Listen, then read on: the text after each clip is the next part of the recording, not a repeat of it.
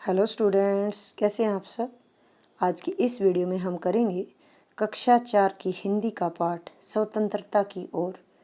इस वीडियो में हम इस पाठ का एक रिवीजन वर्क करेंगे, ठीक है। और रिवीजन वर्क को हिंदी में बोलते हैं पुनरावर्ती कार्य, यानी कि जब आप लोगों का सिलेबस हो जाता है और जब आप पेपर से पहले उसका रिवीजन करते हैं ना, उसका दोहराते हैं जब उसको आप, तो उसको बोलते हैं रिवीजन वर्क, ठीक है। तो ये हमने एक क्लास टेस्ट लिया था और उसी के आंसर हैं सॉल्यूशंस। तो वीडियो का कोड है हमारा 9th चैप्टर की 3rd वीडियो है हमारी, ठीक है। 4th की हिंदी की 2 वीडियो क्लास टेस्ट की पहले भी आ चुके हैं, आप उनको भी देख सकते हैं। तो चलिए कर लेते हैं अपना टेस्ट। ये था हमारा टेस्ट। एक क्वेश्चन है कि बिंदा चाचा आश्रम में क्या काम करते थे, ठीक है। और दूसरा क्वेश्चन है कि इन 3 शब्दों को आपको शुद्ध करके लिखना है, यानी कि ये गलत लिखे हुए हैं, इनमें कोई ना कोई मात्रा, चंद्रबिंदु या अनुस्वार वगैरह की कोई गलती है जो आपको ठीक करके इनको लिखना है। तीसरे प्रश्न में आपको ये जो 2 शब्द दिए हुए हैं इनका विशेषण बताना है, यानी कि इनकी जो विशेषता बताए, ठीक है। विशेषता बताए उसको हम क्या कहते हैं, विशेषण कहते हैं।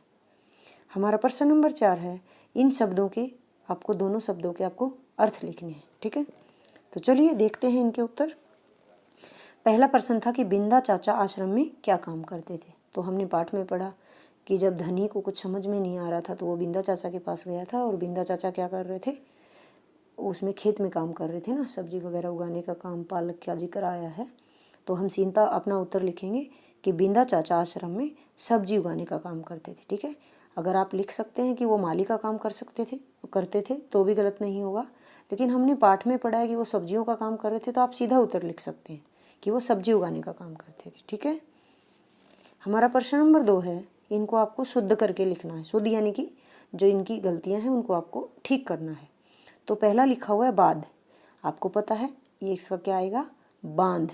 आपके अभ्यास कार्य में भी ये दिए हुए हैं बहुत सारे शब्द जिन पे आपको चंद्र बिंदु या बिंदु लगा करके इनको ठीक करना है, ठीक है। दूसरा है कुआं, और आप बोलेंगे इसको कुआं। बस आपको यही ध्यान रखना है कि जो खड़ा डंडा है, मैंने बताया था जिस अक्षर का जो खड़ा डंडा है उसी के ऊपर अनुस्वार या चंद्रबिंदु लगता है। तो जैसे कुआं, तो क के जो खड़ा डंडा है उसके ऊपर लगेगा। अगर आप क और अ के बीच में लगा देंगे तो आपका गलत हो जाएगा। तीसरा है हमारा इत्जार, और हमारा होता है इंतजार, है ना। जब हम किसी का वेट करते हैं तो इंतजार, अब ई के बाद अंक की हमारी आवाज़ आ रही है तो हम ई के ऊपर लगा देंगे, ठीक है। तो ये तीनों शब्द आप ठीक कर लेंगे। बांध होता है जो पानी को रोक करके बांध बनाया जाता है जब बिजली बनाने के लिए। कुआं आपको पता ही है जहाँ से पानी निकालते हैं। और इंतजार यानी कि किसी का वेट करना। तीसरा प्रश्न है, विशेषण शब्द लिखने हैं आपने। हलवा का हमने विशेषण लिखना है, तो आप कुछ भी लिख सकते हैं। मीठा हलवा है, फीका हलवा है, हलवा कच्चा रह गया है ना, अच्छा हलवा है। तो यहाँ पे हमने मीठा लिख दिया है, सबको पता है हलवा मीठा होता है, तो आसान सा लिखेंगे हम। अगला हमारा झंडा। झंडे के लिए आप लिख सकते हैं ऊंचा झंडा है ना, छोटा झंडा है, बड़ा झंडा है, लाल झंडा है, पीला झंडा है। आप कोई भी उसकी विशेषता बता सकते हैं। हमने यहाँ पर लिखा है कि लाल झंडा है। चौथा है हमारा शब्दों के अर्थ लिखो। तो देखिए खादी, खादी आपको मैं पहले भी बता चुकी हूँ। खादी होता है जब चरखे पर सूत काट करके जो कपड़ा बनाया जाता है ना, पहले के ज़माने में बनाते थे, और गांधी जी ने इस खादी के बारे में बहुत ज़्यादा प्रचार प्रसार किया था, तो उसी को बोलते हैं खादी, ठीक है। हमारा दूसरा शब्द है स्वतंत्रता।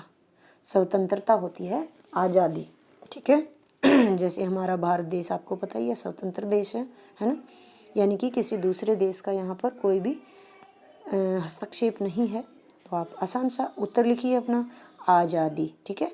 अपने देश में स्वतंत्रता के साथ रहना, ठीक है। तो आप चलिए करते रहिए ऐसे ही टेस्ट और अच्छे से पढ़ते रहिए। मिलते हैं नेक्स्ट वीडियो में।